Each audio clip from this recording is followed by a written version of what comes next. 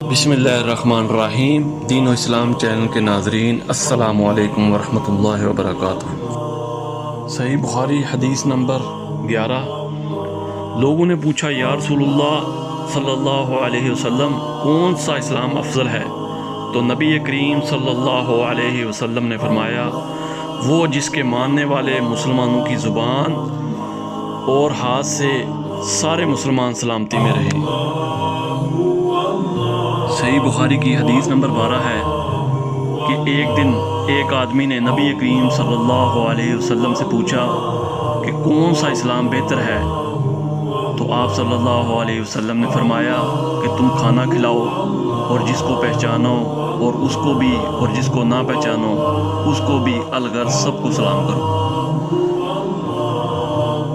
صحیح بخاری کی حدیث نمبر 13 ہے، نبی کریم صلی اللہ علیہ وسلم نے فرمایا، تم میں سے کوئی شخص ایماندار نہ ہوگا جب تک اپنے بھائی کے لیے وہ نہ چاہے جو اپنے نفس کے لیے چاہتا ہے۔